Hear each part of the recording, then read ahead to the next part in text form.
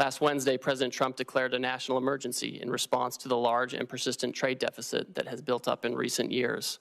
This deficit is driven in part by non-reciprocal tariffs, trading barriers, and other economic policies pursued by our foreign trading partners. The situation is urgent.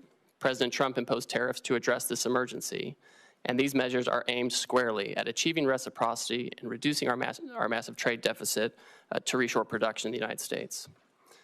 This national emergency declaration and tariff action is the most significant change in U.S. trade policy since we allowed China to join the World Trade Organization. The American working class, in particular, has suffered concentrated losses from the so-called China shock and other adverse effects of past trade policy and the conditions that give rise to this massive trade deficit. You've heard some of these numbers before. The United States has lost 5 million manufacturing jobs and 90,000 factories since 1994. President Biden left with a $1.2 trillion trade deficit in goods, the largest of any country in the history of the world. The United States' share of world manufacturing output declined from 2001 to last year. In the fourth quarter of 2024, U.S. manufacturing as a share of gross domestic product was the lowest it had been in 20 years. During COVID, we were unable to procure semiconductors to build our cars, or materials for pharmaceuticals and personal protective equipment. During World War II, we built nearly 9,000 ships. Last year, the United States built only 3 ocean-going vessels. Our agricultural trade balance, which historically resulted in trade surpluses for our farmers, was in deficit the last 2 years of the Biden administration and likely will take some time to recover. These are all serious indicators of an economic and national security emergency, and we can't ignore it. One important driver of these negative trends has been unfair, unbalanced, and non-reciprocal trade. This includes the effect of higher tariffs imposed by other countries on the United States, the effect of non-tariff measures that promote other countries' exports and obstruct U.S. exports, and other foreign economic policies favoring overproduction and degrading America's manufacturing capacity. And the lack of reciprocity is an important driver of our global trade deficit and with particular countries. So it's common sense to focus on these indicators. For example, the European Union can sell us all the shellfish they want, but the EU bans shellfish from 48 states. The result is a trade deficit in shellfish with the EU. We only charge a 2.5% tariff on ethanol, but Brazil charges us an 18% tariff. The result? We have a large trade deficit in ethanol with Brazil. Our average tariff on agricultural goods is 5%, but India's average tariff is 39%. You understand the trend here. Our trade deficit, driven by these non-reciprocal conditions, is a manifestation of the loss of the nation's ability to make, to grow, to build. And the president recognizes the urgency of the moment. On the first day of his second term, President Trump issued a comprehensive memorandum setting out his trade policy directive. And over the past 10 weeks, he has executed on nearly all of these priorities. He has tightened tariffs on steel and aluminum. He's imposed new measures on auto and auto parts not made in the United States. And on April 2nd, the president declared the national emergency that we've discussed. And so the president has imposed a reciprocal tariff along with a global baseline tariff to achieve reciprocity with other countries and to drive the dangerous deficit down. And the president's strategy is already bearing fruit. Over the past few weeks, a planned layoff for an auto production shift in Tennessee has been suspended. Another automaker is hiring additional employees and expanding overtime to increase auto production in Indiana. Companies have announced $4 trillion in new investment in the United States. Nearly 50 countries have approached me personally to discuss the president's new policy and explore how to achieve reciprocity, and they've spoken with many members of the administration. Several of these countries, such as Argentina, Vietnam, India, and Israel, have suggested that they will reduce their tariffs and non-tariff barriers in line with the president's policy. And these obviously are welcome moves. Our large and persistent trade deficit has been over 30 years in the making, and it will not be resolved overnight, but all of this is in the right direction, particularly as we start to negotiate with these countries.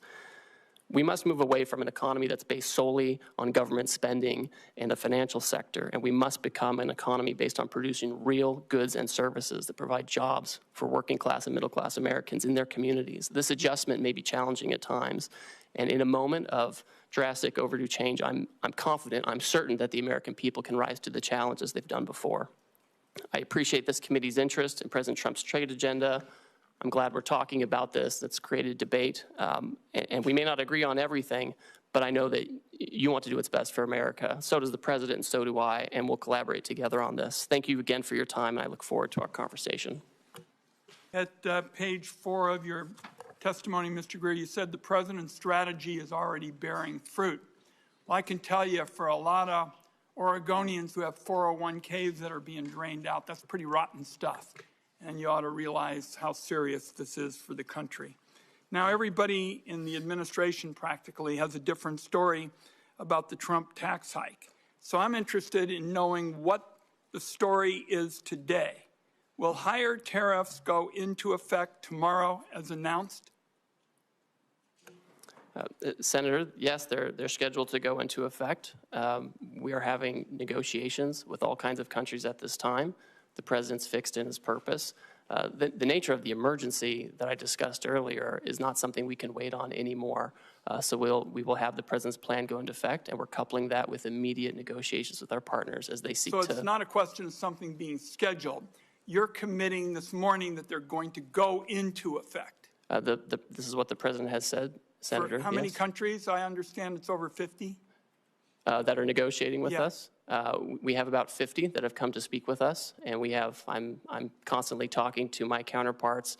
I have staff right now at USTR meeting with others, and we will have the tariffs in place, and if the other countries can come to an agreement on reciprocal trade, then that's something that the president can consider. I don't want to prejudge the negotiations or the president's decision, but that's what we're doing. Now, you've said you've been negotiating deals. Foreign countries have already retaliated against our farmers and ranchers and small businesses.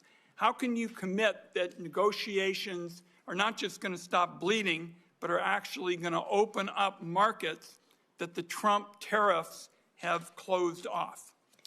So, Senator, we've already had many countries, many of our markets, explain that they are not going to retaliate against the United States. And in fact, Vietnam, for example, they've lowered their tariffs already on cherries. They've lowered them on almonds and apples, things that I know are important to the Pacific Northwest. And this is exactly the right direction that we want to go in. I look forward to hearing from you what other kind of market access you want as we enter into these negotiations. What's the status of China?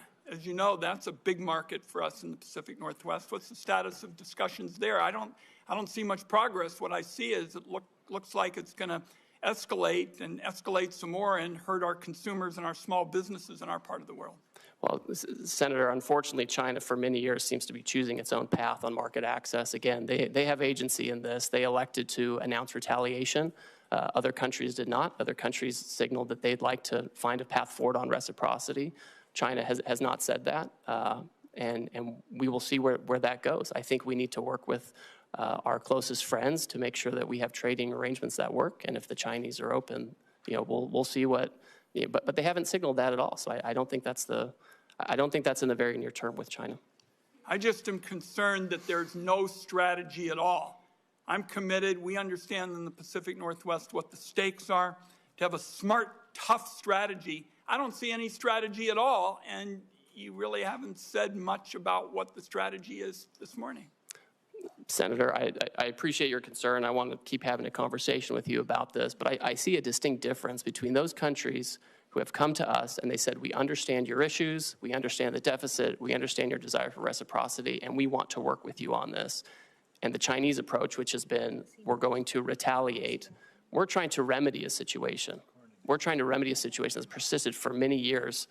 And it would be wonderful if the Chinese agreed with that and wanted to persist in, work with us on that. But that's not where they are. And the president has recognized this, and he wants to focus on other partners. Let's talk before my time is up about services.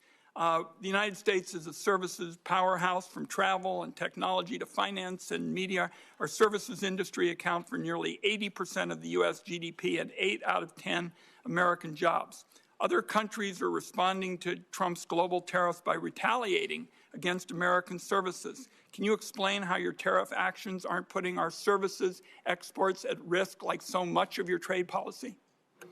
Senator, and Chairman Crapo mentioned this, we had India already pull down a digital advertising tax that affected some of our most competitive tech companies. We're already in conversations with other countries that if they want to have reciprocal trade with us, that's something that we need to consider as well. And we expect them not to discriminate against our services companies. We have some of the most competitive in the world. I agree with you. And to me, that's part of this calculation. I wrapped up with the services question because it seems to me it's classic Donald Trump. Really good at talking about problems, even saying that there is some reason to go forward, identifying a problem.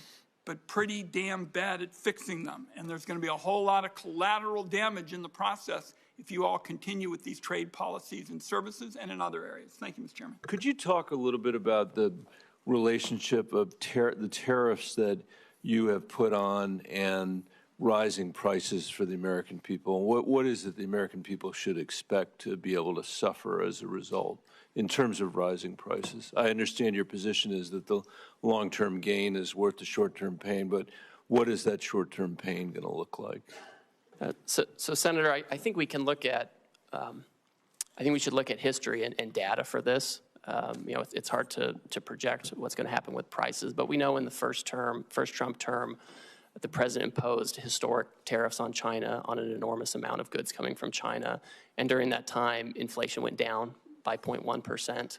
During the Biden administration, the historic inflation was not on imported goods or related to tariffs that President Biden put in place. It was related to, frankly, services, healthcare, education, et cetera. So I think there's not really a one-to-one on tariffs and price effects, and so many things go into price. I know you think I'm probably like dodging and weaving on this, but I'm looking at data, sir, yeah, and the data shows it's not one-to-one. I know you're smart enough to know that the likelihood is that prices are going to go up for the American people as a result of the tariffs that you put in place. Do you disagree with that? Oh, I mean, when you say that the American, in your testimony, that you expect the American people will bear the burden, or that, and I'm sure they will bear any burden on some level. But what do you think that burden is actually going to look like? Well, I think the challenges, frankly, are going to be more for companies that are largely dependent on imports from China and Asia, where they have to adjust their supply chains in a quick set of time. Yeah. And the way the tariffs get allocated between the foreign producer and the importer, that's where the majority of adjustment comes. And we have a bunch of those companies in Colorado, and I know that Osprey Packs, for example, they probably don't want me to mention them, but I will. And in Southwest Colorado would be a very good example of that. I mean, they are very dependent on the supply chain from Vietnam, and they probably are really worried today about what's going to happen, which a lot of people are. I mean, I think one of the things about the situation we find ourselves in is the degree to which we've now created huge uncertainty in our economy, and I'm worried that that is going to result in a lack of investment, capital investment. You mentioned some new investments that have been made in our economy, but I think that anybody who knows anything about the economy knows that uncertainty results in people freezing up, a paralysis, a lack of investment, which is going to make it hard for our economy and may actually provoke a recession. Could you comment on your concerns about that and how you're thinking about that? And I have one more question before I'm out of time. So Senator, the best way to have certainty is to build in the United States, right? That's the best way to have certainty. But that's going to take a long, long time. And what's going to happen in the meantime, do you think? So, Senator, we have, I would say, dilly-dallied for years on this issue. We've done these broad studies, which are interesting and helpful that we saw come out of the Biden administration. Right. But we have to act. I can't sit for 3 years and try to fine-tune something. I hear you say that. But you could have made a different choice, which was to strategically target a geography, to strategically target Beijing, strategically target certain industries where, all industries in America weren't affected at the same time. You didn't make that choice. I mean, you're in the midst of having trade negotiations with 90 different countries at the same time by your own testimony, all of whom can make their assessment, I assume, these are sophisticated people, about where the pressure points are on you, where the pressure points are going to come for us to not necessarily get the best deal because we're spread all over the globe negotiating every one of these agreements at the same time, rather than a more strategic approach, which would have had the benefit of giving us, I think, a much greater degree of certainty about where we were headed. Obviously, you made a different choice, and I'm just curious about how you think about your responsibility. How you think about that. So I would note, and I think it's thoughtful to think about things in this way. If you look at the results of the reciprocal tariff, the Western Hemisphere generally is at the lowest tariff rate. If you look at where we have our largest problems with non-reciprocity and deficit countries, it's mostly in Asia. And so you do actually see pretty strategic outcome with respect to promoting production in the Western Hemisphere as opposed to where we have all this overproduction in Asia that's given rise to our current problems on trade. I would just say in closing, Mr. Chairman, that's true. What the ambassador said is true, but it still doesn't, I still cannot fathom why we are treating Canada and Mexico, our largest trading partners, basically the same way we're treating Beijing. It doesn't make any sense to me. It makes no sense that we would do it all at the same time like that. And we're going to have to stay on it, which is why some of us have introduced legislation to make sure that Congress begins to take its appropriate role again in making these very important trade decisions. Thank you for your testimony. The goal of this is to do more trade internationally, that the United States would be able to manufacture here or produce here and sell more internationally, and that we would have that opportunity to have increased market access. Is that correct? So, Senator, I think that's accurate, because when we're trying to get down a deficit and have more production here, necessarily part of it is making sure we're not getting too many imports that are driven by unfair trade practices, but also promoting our exports overseas. So then right now there's a lot of negotiations going on. There was a lot of questions for several days whether we're negotiating or not negotiating. I'm hearing from you pretty clearly today we are open to negotiate. We're trying to be able to establish better trade agreements to be able to move forward. Do you have any timeline on certain countries or places that you have set internally to say we hope to have negotiations complete by this point? Obviously, negotiations can extend as long as they have to, but is there a timeline you're dealing with? So the president has indicated that he's willing to negotiate with parties that want to pursue reciprocal trade with the United States. We don't have any particular timeline set on that because, as you pointed out, Senator, the outcome is more important than setting something artificially for us. What I can say is I'm moving as quickly as possible, and a lot of these countries are moving very quickly, and we're working on the weekends, we're working at night as folks want to engage on this. Now, I will say, I know you want to ask something. The trade deficit has been decades in the making, and it's not going to be solved overnight. Right. Yeah, everyone understands that well, and everyone that I talk to is grateful that we're actually attacking the trade deficit issue and try to be able to bring down barriers to trade. They also want to get a timeline. Let me give you, for instance, I've got an Oklahoma company that several years ago spent millions of dollars to be able to move out of China. They moved into Vietnam for production because literally there was what they're producing, the parts were not created in America. So they were looking for other places to go. They spent all the money, spent all the time, shifted out of China, got to Vietnam, and established there. Now they're saying we've got giant costs in Vietnam at this point. So they're going to have to renegotiate with every single retailer that they sell to, which is going to take a lot of time to be able to do it. What they're trying to be able to figure out is, do we hold on those negotiations and try to renegotiate with Walmart and Target and Costco and everybody else they're going to have to renegotiate with? Or do they press on with those negotiations now? If things are going to get resolved soon, they can pause. If they're not going to get resolved, they're going to have to renegotiate every contract again to try to figure out which way to go. So the time piece does matter to them. Senator, I understand completely, and Vietnam is one of those countries that understands that it is, frankly, one of the major targets of this action, because their trade surplus with us is so lopsided. I think it's every $15 they export to us, we send them $1, and they remain closed to our exports where we can be competitive, agriculture, et cetera. But they've come to the table with an offer, right? We didn't go out and say, please come talk to us. They beat down our door and they want to talk about it. I don't anticipate that we're ever going to have equal trade with Vietnam. We're a much larger economy than they are, but bringing down the trade barriers would be helpful so that they would accept American products to be sold there. I think that's beneficial, but most countries in the world are never going to buy as much as we're purchasing because we just purchase a lot more from there. Another issue has come up about garment manufacturing. Obviously, this is a challenge. We'll have different pieces that are bought from different countries. We don't have a lot of garment manufacturing here in the United States. For those garment manufacturers that are here and for others, some in Oklahoma, they're asking me about exclusions and exceptions and how this is going to be handled to say, we can't buy it in America. This is the only place that's actually manufacturing it. I know long-term, the hope is to be able to have more diversified, but in the short term, they don't have another option. How do you plan to handle that? Senator, the president has been clear with me and with others that he does not intend to have exclusions and exemptions, especially given the nature of the action. If you have Swiss cheese in the action, it can undermine the overall point, which is to get rid of the deficit, achieve reciprocity. To my point earlier to Mr. Bennett, the Western Hemisphere countries have a much lower tariff than many of the Asian countries, and I've heard from textile manufacturers for many years that they would love to have a situation where Western Hemisphere textile and garment manufacturing is more competitive, and maybe we're setting up the conditions for that.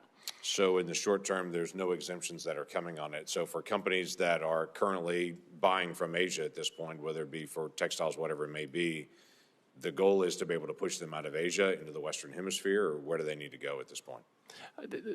Well, the president has been clear, again, that he's not doing exemptions or exceptions in the near term. My own sense is, given the tariff differentials between Asia and Western Hemisphere, I think people can start making decisions based on that.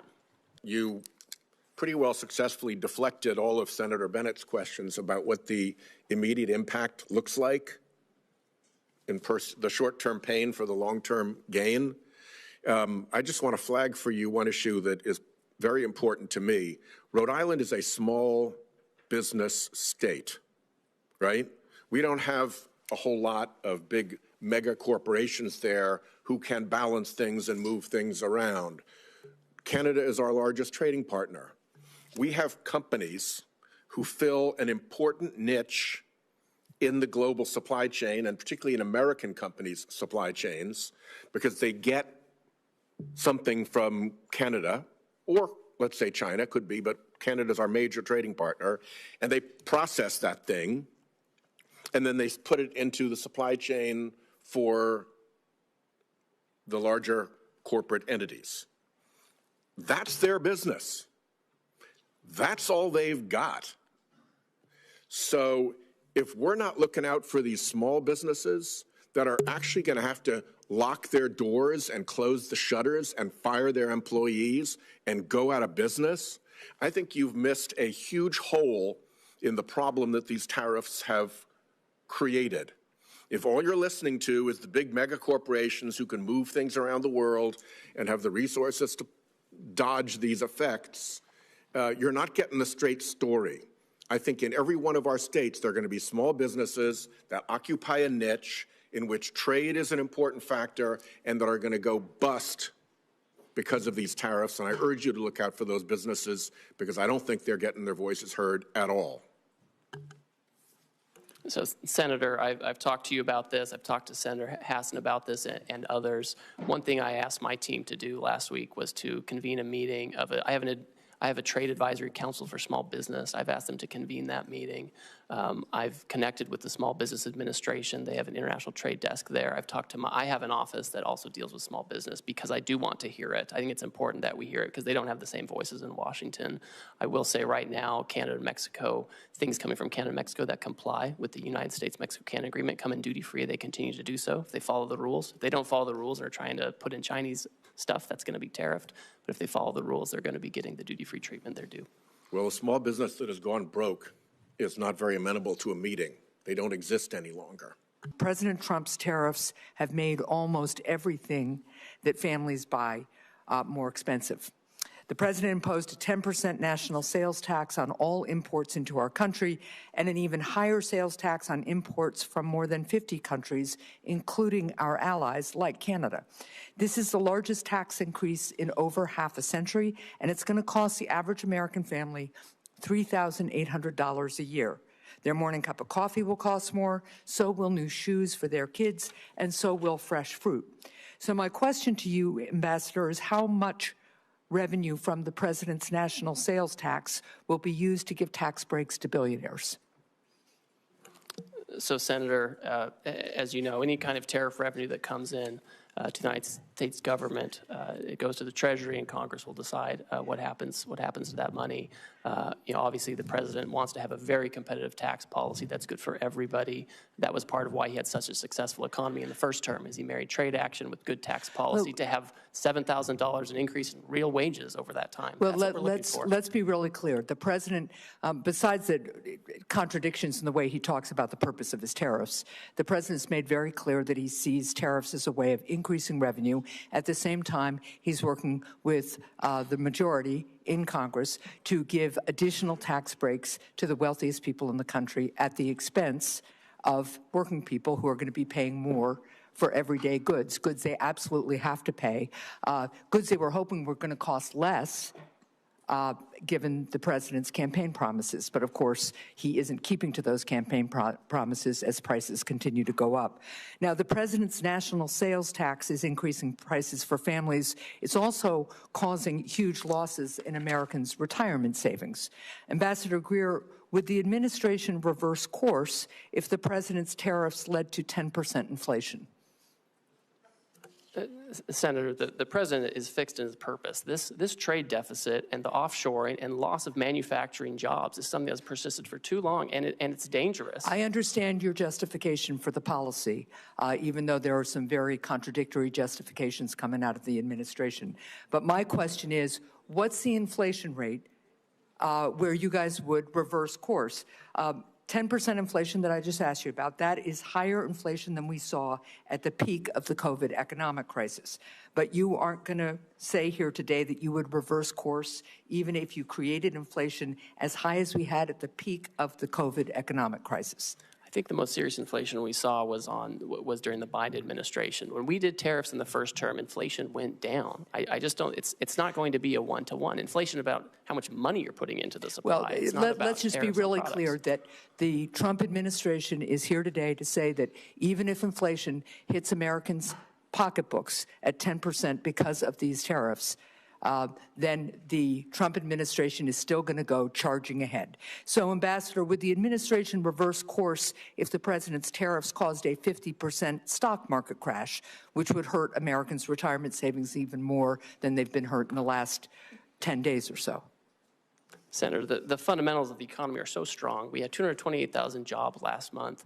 We have 9,000 additional manufacturing jobs from the month before. Your answer is even if the stock market crashes 50%, which is how much the stock market crashed in the Great Recession, you're not going to say here today that you would reverse course even if you crash the stock market and harm retirement savings as drastically as happened during the Great Recession in 2007. Senator, your hypotheticals are not consistent with the history we have seen with the use of tariffs. My hypotheticals are based on the fact that a lot of Americans are looking at their 401ks today and wondering how much of a lifestyle change they are going to have or whether they're going to be able to retire when they plan to because of the recklessness and haphazard nature of the Trump administration's imposition of tariffs. Nothing was thought out about this. This has been a haphazard, incompetent effort, and it's showing. When I speak to my rice people and my shrimp people back home, they say that the tariff barriers and the subsidies by other countries for those products are so much that it is putting some of our shrimpers and some of our rice people either out of business or in incredible financial binds. And so the fact that the president is attempting to address these as well as the non-tariff trade barriers is incredibly important. Let me first say that. But I also hear from my producers that the mean tariff being selected to apply to a country may not account that for rice, for example, the tariff is much higher for that particular product, and that it is not adequate to address that which is taking place. Any thoughts on that, and how can we have something more particular for products which are really over tariffed? Yes, thank you, and I appreciate that concern. And the tariff rate applied to many of these countries again was a countrywide rate. It wasn't product specific. My sense is if countries come to us and they expect to have some kind of a different plan, they will need to change these things, right? And they will have specific products, specific barriers that they would have to address. Right, or else, the president, again, he's fixed his purpose. He wants to see production back here. He wants to see our agriculture producers doing well. And these countries just have to have reciprocal trade with us. And that means taking care of the types of barriers and tariff rates you're talking about. So it sounds like you, one of the things I think they want to know is that since shrimp might be a relatively small part of trades with some of these countries, that the interests of, for example, shrimp will not be sacrificed in part of a greater whole. No, I think, and I saw a really interesting article today in the New York Times on shrimp. You may have seen that, where the tariffs have actually given a bit of a lifeline to these shrimpers. And I think that, you know, if there's going to be any kind of change to any of this, and I'm not going to prejudge that, we have to make sure that our industries are protected adequately, so we don't go backwards with the deficit. In the medium to the long term, do you plan to turn these tariffs into trade deals to reduce tariffs and non-tariff barriers? I support that. On the other hand, if the purpose is to stall on negotiations in order to keep tariffs high for the sole purpose of feeding the U.S. Treasury, I oppose that. So is this administration for trade reciprocity or for Treasury replenishment? Senator, thank you, and thank you for your years of service on the trade space, and you're one of the deans in this area. It's important to understand the sense of the emergency that we're facing and urgency with the need to reshore and do manufacturing here. It's incredibly important to the president.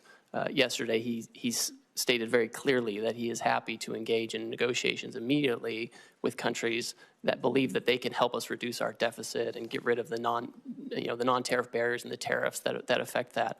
I think the answer, Senator, is it's going to be country by country. There are going to be some countries where they're not able to address their non-tariff barriers or their tariffs or the deficit fully, and there will be others who I think will be able to do that, and where the president will have the option of making a deal with them. So we're certainly seeking reciprocity. Now, if we have the tariff on a country, there's obviously going to be a revenue effect, but we need to reshore manufacturing. We need to get rid of our agricultural deficit, and we need to make sure that if countries are going to trade with us, it has to be on a reciprocal basis. I just don't get it. You know, the fact on semiconductors, while you gave a small exemption, you didn't exempt GPUs, you didn't exempt lithography equipment, you put a huge hit on Taiwan, where we need collaboration with the TSMC. I'm baffled. I mean, you're gonna hear from me what I'm sure you're hearing from most of us, incredulous about, I think, probably the worst economic policies that I've seen in my lifetime. You know, and the data reflects that. You know, a global tariff of 10 to 50%, on almost every worldwide country. Although, I will note from my Republican colleagues, you'll be probably glad to know that Russia didn't get a tariff increase. Yeah, I believe that when all these global tariffs go into effect, I think most of them as of midnight tonight, tariff rate will be approximately 23%, highest since 1909. I believe that'll translate into the largest tax increase since 1968. We've seen the numbers of about $4,000 per family cost. Since Inauguration Day, more than $11 trillion has vanished from the market, and I will acknowledge that we got a little blip today, but I just talked to one of the senior folks in Wall Street, and he described today's market as a good day in hospice. I wouldn't use his name because, you know, there are no good days in hospice, but that's kind of how I feel. And again, I know you guys are supposed to know more than all of Wall Street, but you know, when every firm says, you know, we're going to see increased chance of recession, you know, and I've met you, Ambassador Guerrero, you know, I think you're a smart guy, but I don't think just because this is the way Donald Trump wants the world to be for the last 40 years that he can simply will it into happening. In my state, the Port of Virginia accounts for $124 billion in trade. That amounts to about 500,000 jobs. Those are all up for grabs now. We got 800,000 small businesses in Virginia. These tariffs are going to wallop them. I had last week a guy in from a local brewery in Alexandria. The owner's name is Bill. He's got a triple whammy. He gets his Pilsner from Canada. He gets his bottle caps from Mexico. He gets his kegs from Germany. So already, even in advance of these all kicking in at midnight tonight, he's laid off 10% of his staff. Even if the president flips on all this, he's not bringing folks back. I mean, candidly, I had another guy in from who makes bourbon and sells a lot to Canada. He thinks it'll be a cold day in hell before the Canadians start buying American bourbon again, simply because our trust relationship has been broken. So I guess the first question I want to give, I'm trying to figure out what would be a question that maybe folks haven't asked. Let me ask you on this one. Australia is one of our strongest allies. We have the AUKUS relationship, which is key to their national security. It's key to our industrial base, so we can continue to build subs. Terribly important. Interesting thing with Australia is we have a free trade agreement with Australia. We don't have tariffs.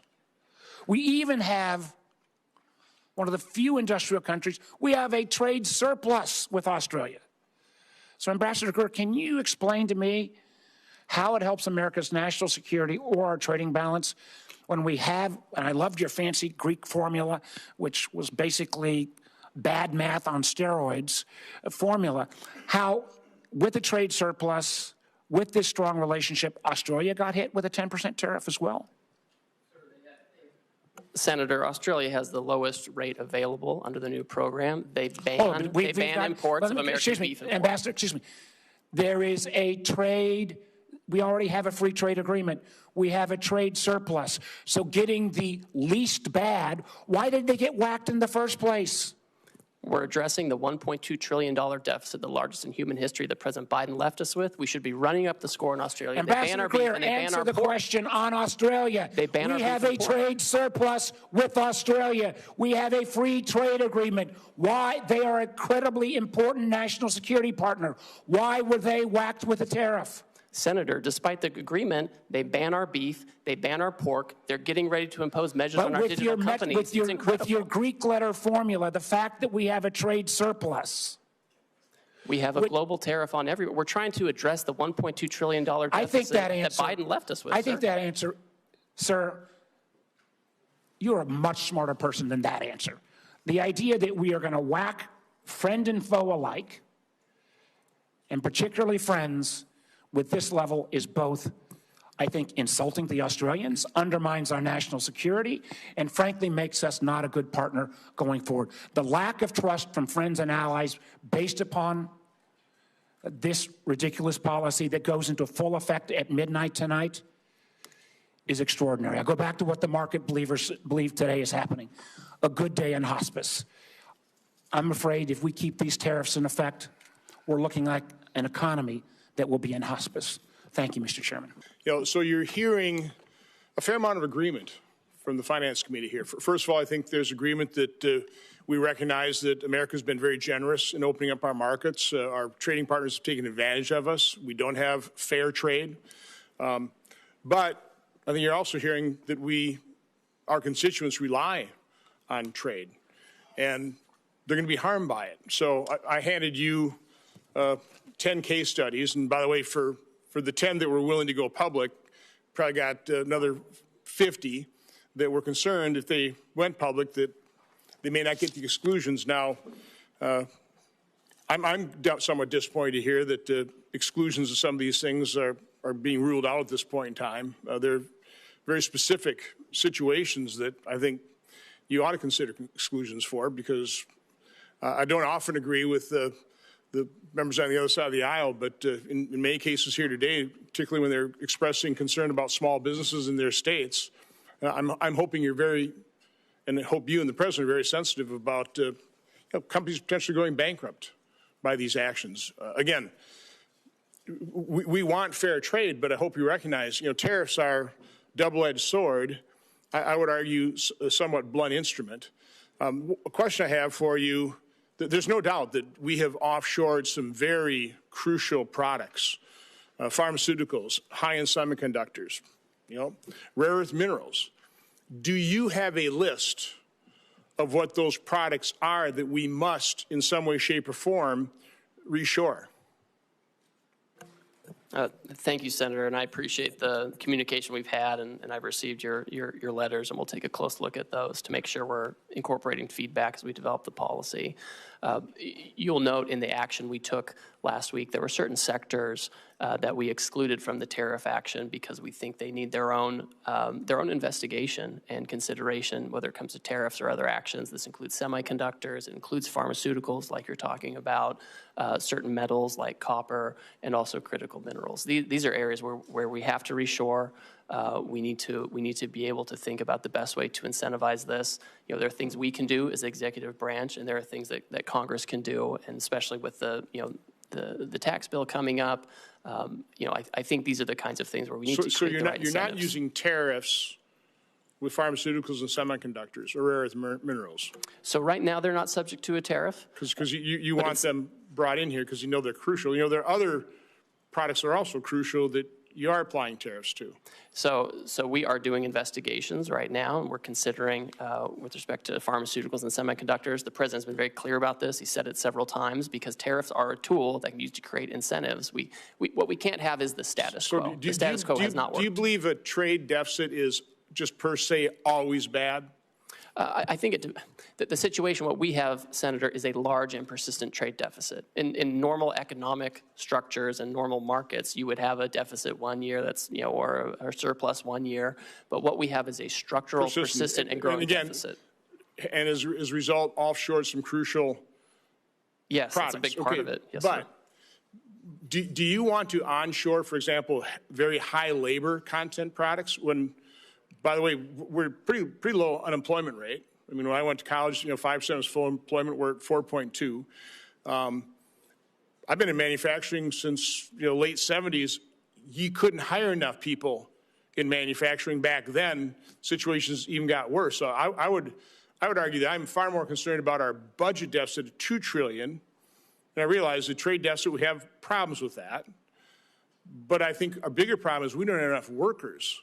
So are you factoring that into your calculation in terms of what you're actually trying to accomplish here? I mean, all for bringing back these crucial products so that we don't have national security issues with the things that we can't manufacture. But again, I don't want to bring back high labor content. Now I want to diversify our supply chain. It's bad to have that all in China, as we saw certainly with PPE, but a diversified supply chain around the world, because I think trade is a win-win situation. It should be. What are your comments on that? So I think when it comes to workers, so first of all, we have about 2 million discouraged workers, right? And these are folks who should come off the sidelines for sure. I think the factories that are being built and will be built in the United States will leverage both automation and workers, right? I don't think we're going to have lots of, it's not the kind of labor that's done in some of these other countries. I think our folks are innovative, and the newest factories use a lot of automation, but also workers and people who make the products that the industrial robots that contribute to that automation. But I mean, I think we need to be in a situation where we have production here, right? We need to think not just in terms of quarterly earnings, but in the next century, and how do we set up the American economy now? How do we deal with the emergency now to make sure we can produce far into the future? Again, I would ask that these case studies be entered in the record, and I just really ask you and the President focus on the products we actually need, as opposed to using this broad instrument. There's going to be an awful lot of collateral damage. People are already feeling that pain, so I hope you're sensitive to that. Back in the 90s, I was in management consulting, and there was a new platform that came out that promised to transform the business industry, ERP. Some of the early attempts at implementing the system proposed an a la prima approach. Let's do it all at once. Let's change the plumbing out. Let's get it all in, get it done, rip the Band-Aid off. It proved to be hugely unsuccessful. There were a lot of very visible projects, and the industry decided there needed to be a methodical sort of prioritization of what parts of the business needed to perform better sooner, and how do you layer onto that a comprehensive strategy. It looks like we've got a novel approach here in terms of an a la prima approach. I'm not a trade expert, and I'm not going to question it at this point. I do have a question about, at the end of the day, the other thing in management consulting we like to focus on is this concept of one throat to choke.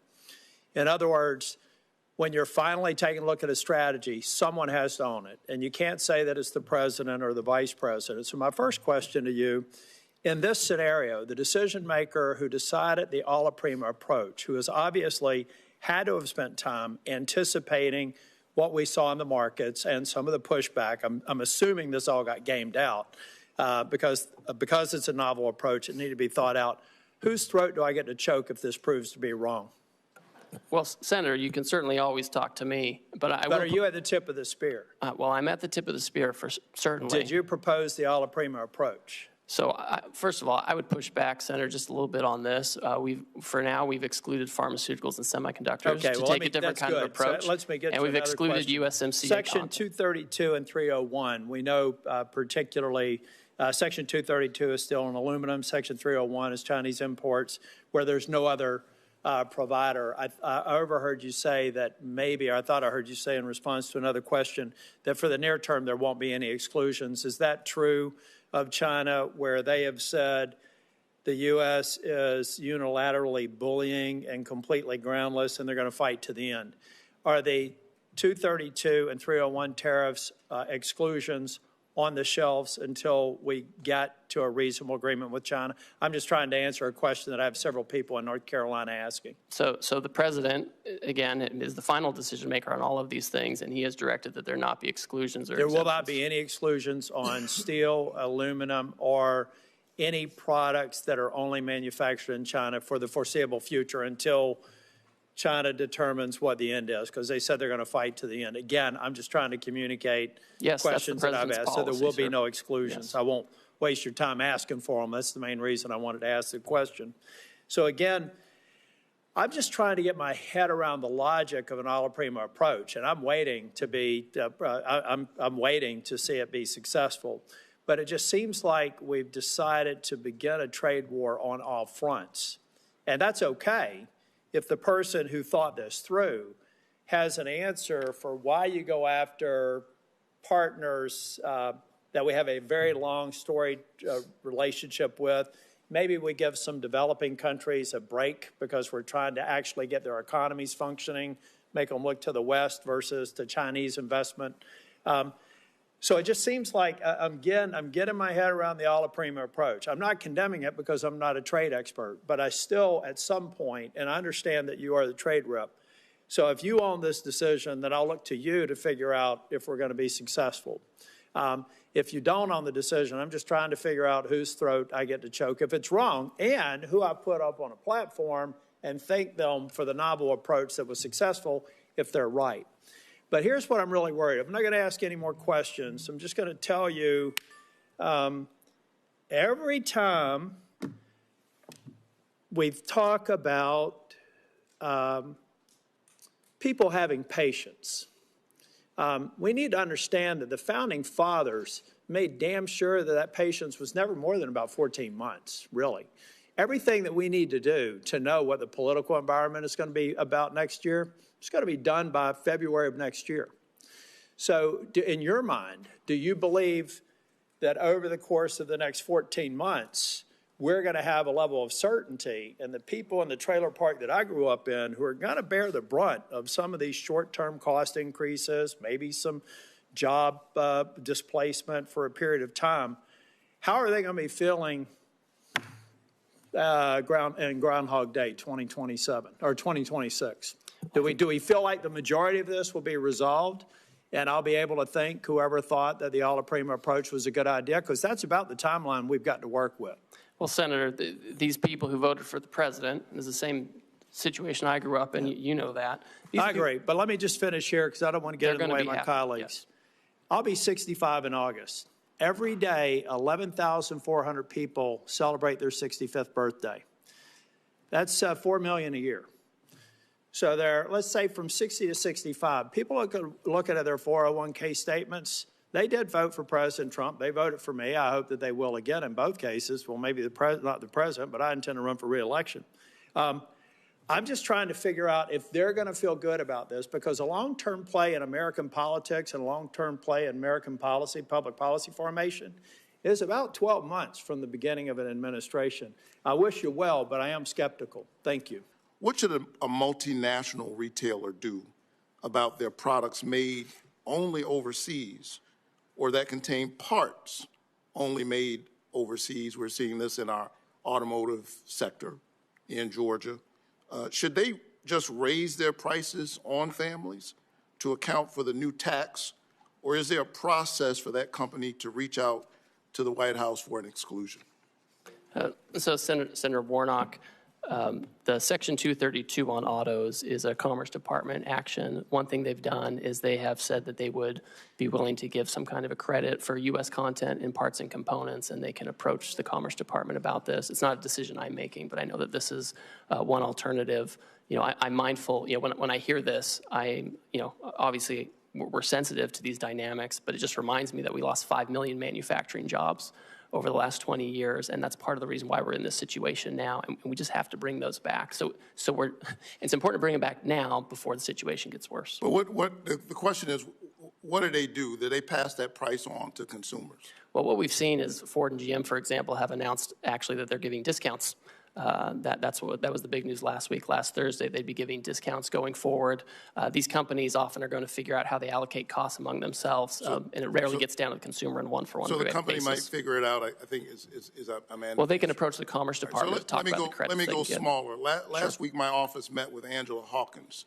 She's the founder of Bamboo, a small business in Atlanta that sells bamboo-based sleepwear and sheets, particularly for people with severe and sensitive skin allergies like her husband. Angela's products are made overseas because you can't really find bamboo fabric made in the United States. What should Angela do? Pay the new tax, raise her prices, and risk losing customers? Or is there a process for her to apply for an exclusion from the Trump White House? So, Senator, the president has said that in connection with this action, he's not going to have exclusions or exemptions beyond what's in the program already for certain products. So she'll just have to figure it out. She'll have to work with her business partners and find about sourcing, and she'll have to either raise prices and risk customers. Basically, is the answer, right? Because she can't get bamboo here. It will depend on the tariff rate. Every country has a different rate, and some are much lower than others, and so they're she might even go out of business. Let's go even smaller. Early estimates show that President Trump's tariffs will increase the cost of goods by $3,800 for an average American household. Many critical baby goods like cribs and baby gates are produced abroad or made or have foreign-made components. I went through this not long ago as a parent of young children.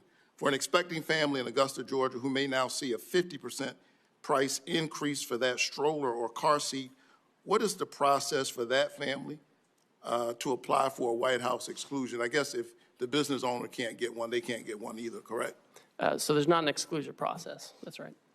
So they would just bear the costs. Well, I think the studies you're talking about, the economists, they got it wrong in Trump 1. They said there's going to be inflation because of tariffs, and it went down. So when I hear them now saying the same thing, I just don't trust what they're saying. And that's, you know, the fact of history shows that it's not a one-to-one. The highest inflation we ever saw was under Biden for housing and education and healthcare and all of these things. And it was, and I don't know where everybody was then when that was skyrocketing by 20%. What if their child is potassium deficient and now bananas are more expensive? Last I checked, we don't have the climate to grow bananas in the United States.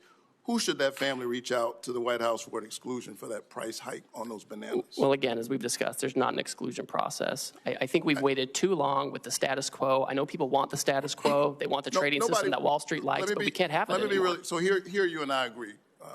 Nobody wants the status quo. This economy is not working for working families, for ordinary people. And I would submit that what the President did last week in such a reckless and sudden way is adding even more pressure on these families. So, Ambassador Greer, we've heard a lot of conflicting statements about whether these tariffs are here to stay, how many more rounds of on-off we're going to do. So let me ask the question from a different perspective. Ambassador Greer, we lost 700,000 jobs each month in the last recession.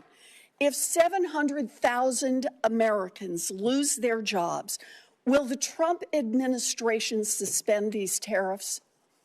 Senator, I think the economists who are making these projections, who often are in favor of fully unfettered free trade, are the same ones who said in the first Trump term that putting tariffs on something that's going to happen, let me just Senator. stop you there. I'm not asking about projections. I'm asking if the numbers show that 700,000 people have lost their jobs because of these new tariffs that Trump has slapped on. Will the administration reverse course and lift those tariffs? Senator, that's not going to happen. We've lost 5 million manufacturing jobs over the years, which is the number I'm most worried about, and we have to get those jobs so back. I take that as a no. Let me try another one. Moody's says that if the Trump tariffs remain in place, we will definitely plunge into a recession, which will ultimately cost 3.5 million Americans their jobs. So, Ambassador Greer, if Trump's tariffs push 3.5 million people out of work, will the Trump administration reverse course and lift those tariffs? Senator, the Wall Street analysts are wrong. They never want to have any kind of change to the status quo. Right or but that's who you're quoting to me, Senator. Senator. I'm giving you a number. If the number is 3.5 million, if it never comes to pass, you don't have to worry about your answer. But if 3.5 million people lose their jobs because of these tariffs, is the Trump administration prepared to lift them? Right now, this minute, we're working on negotiations with countries who believe they can achieve reciprocity with us and get their trade deficit down. And that's the emergency we're focused on. There's not going to be a situation where years from now we've lost millions of jobs. Let me try one more time. If Trump tariffs push workers out of their jobs and raise prices, as Fed Chair Powell has predicted, will you reverse course then?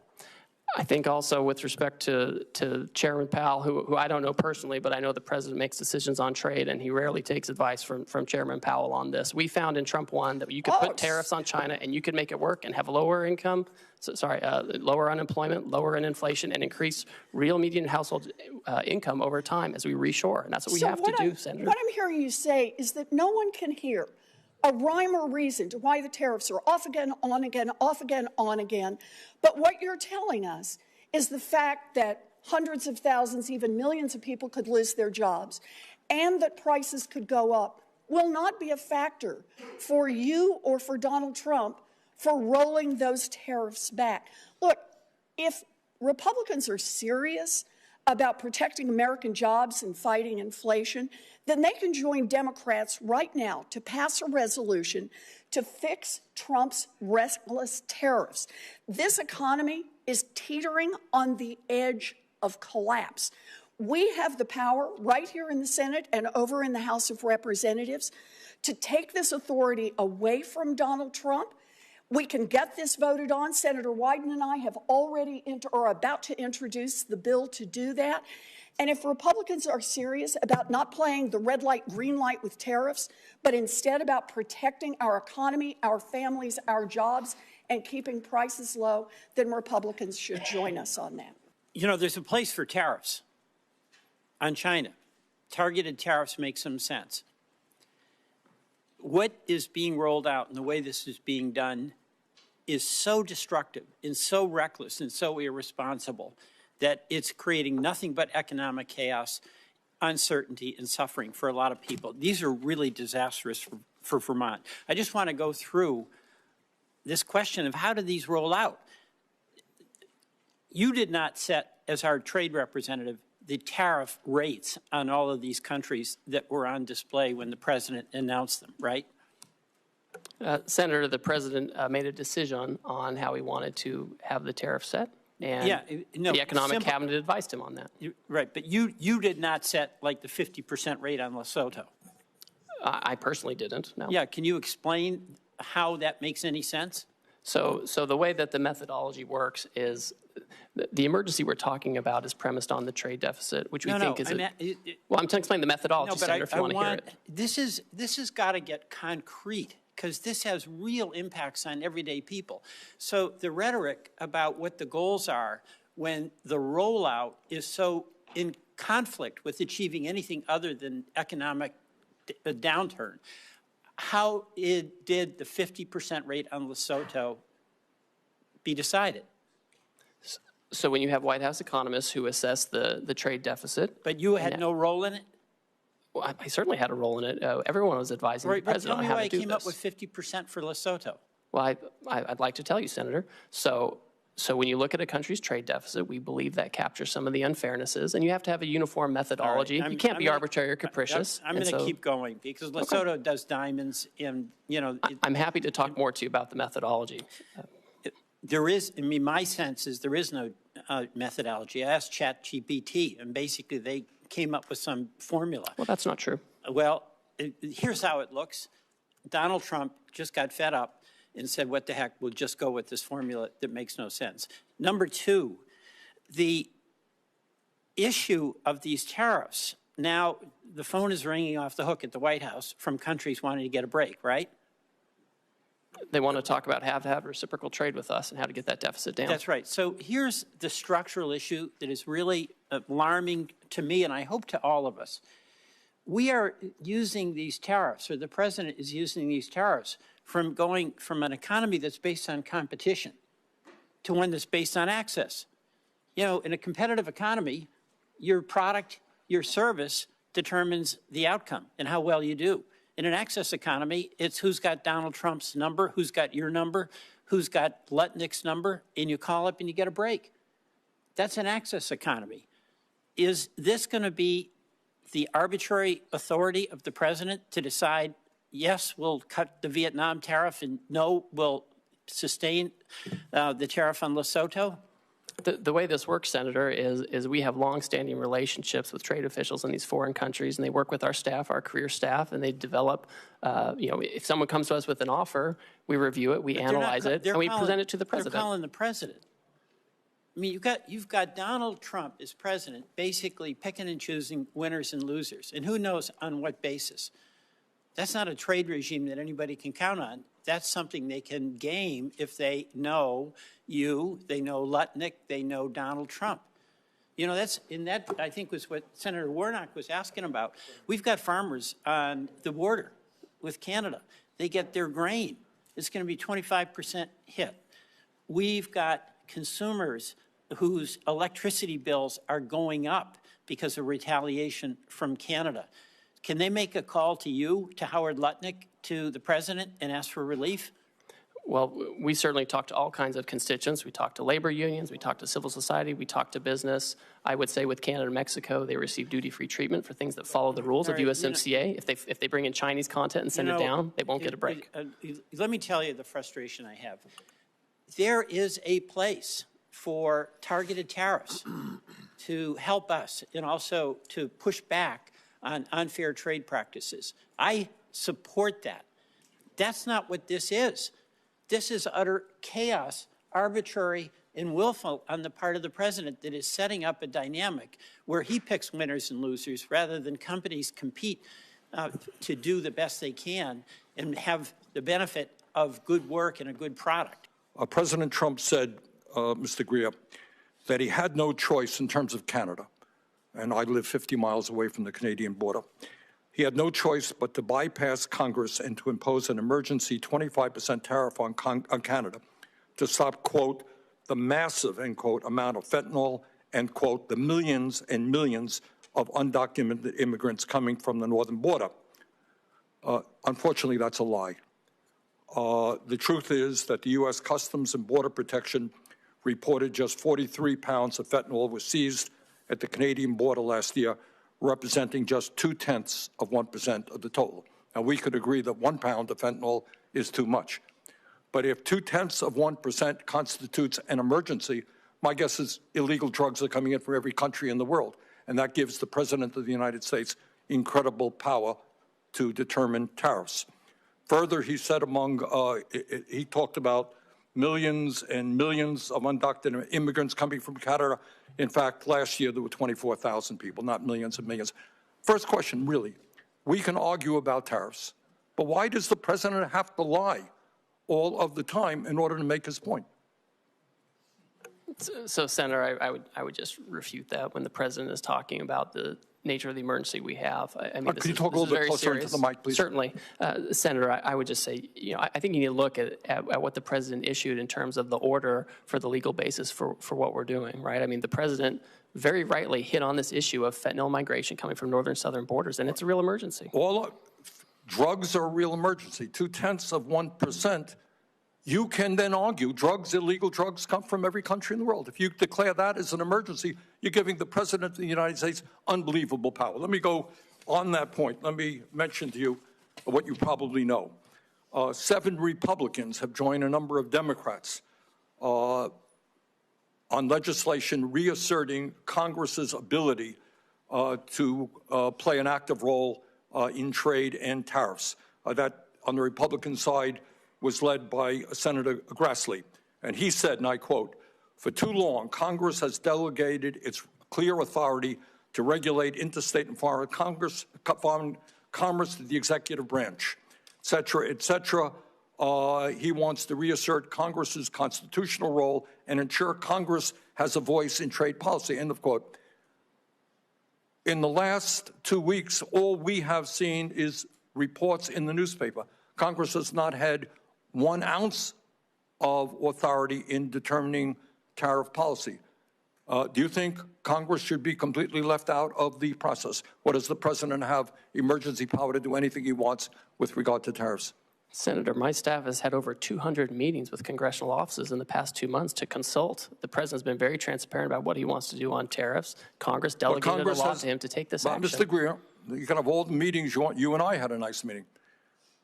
But at the end of the day, the President did exactly what he wanted to do without any discussion, formal discussion with members of Congress.